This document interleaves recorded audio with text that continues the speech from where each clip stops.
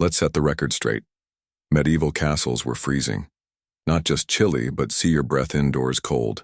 These weren't cozy sanctuaries built for warmth. They were massive stone fortresses designed to hold off armies, not the cold. There was no central heating, no radiators, no thick duvets stuffed with goose feathers. So how exactly did anyone manage to sleep through the night in these frigid stone chambers without turning into a block of ice? Today, we journey back through history, into the dim, drafty corridors of the Middle Ages, to uncover how people didn't just survive the cold, they endured it, the cold reality of castle life. When we imagine castles, we picture roaring fires, flickering candles, and luxurious robes lined with fur. But the real picture was much harsher. Behind those towering stone walls was a world colder than most forests in midwinter. There were no thick carpets, no insulated walls, and no glass. Windows, just raw bare stone. Wind slipped through the cracks like a thief, and warmth was a fleeting luxury. Castles were designed for defense, not for comfort. The stone itself, great for repelling flaming arrows and battering rams, was terrible at holding heat. Once cold, it stayed cold often for days. Fires did little to warm the enormous rooms, and the moment flames died down, the cold crept right back in. The architecture of Misery Castle interiors were not cozy. High ceilings, narrow windows, and spiral staircases acted like funnels for the wind.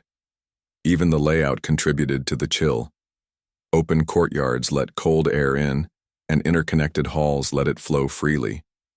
Bedrooms were often high in towers, far from the ground's residual warmth, and especially vulnerable to the icy bite of the wind. The poor insulation and lack of sealed doors meant cold air was a constant visitor. Fires that barely fought the frost, the best source of heat, open hearths, if you were lucky. These stone fireplaces were smoky and inefficient. Before chimneys became common in the 12th century, smoke simply filled the room or escaped through crude holes in the roof. That meant heat vanished quickly, and the smoke was just another discomfort. For those with money, braziers, metal bowls filled with hot coals, offered portable warmth but came with serious risks. Fire hazards, burns, and deadly carbon monoxide buildup. Yet for a brief moment they offered a hint of comfort. The bed. The medieval survival. Pod now enter the most important medieval tool for staying warm. The four-poster bed with curtains. These beds weren't just ornate displays, they were practical. Heat traps. Curtains surrounded the sleeper, holding in body heat and blocking out the icy air. Wealthy families even lined these curtains with wool or fur. Beds were raised to avoid ground drafts, and mattresses were stuffed with straw or feathers. It wasn't luxury. It was survival, and you didn't sleep alone. Families, servants, even children shared beds.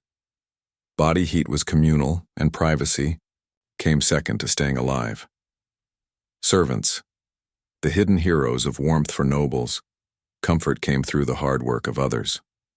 Servants spent hours prepping rooms, lighting fires, heating stones, boiling water to pour into jugs that acted like ancient hot water bottles. They even slept nearby to stoke the fire or fetch another blanket. Noble women used warming stools, woolen wraps, and furs to preserve body heat during cold evenings. But even with all that effort, the upper rooms they slept in were often colder than the kitchens and basements below, where servants and animals huddled for warmth. Guards and watchmen, the real survivors. The true test of endurance? The night guards. These were the men posted on the walls, towers, and gates, exposed to brutal winds with little more than wool cloaks and body movement to keep them alive. They kept moving, pacing, stamping, praying.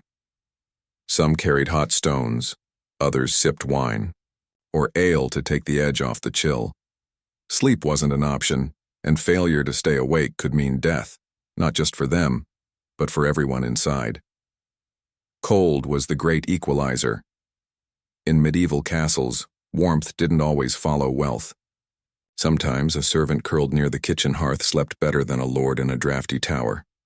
Cold crept through every crack, every stone wall, treating noble and commoner alike.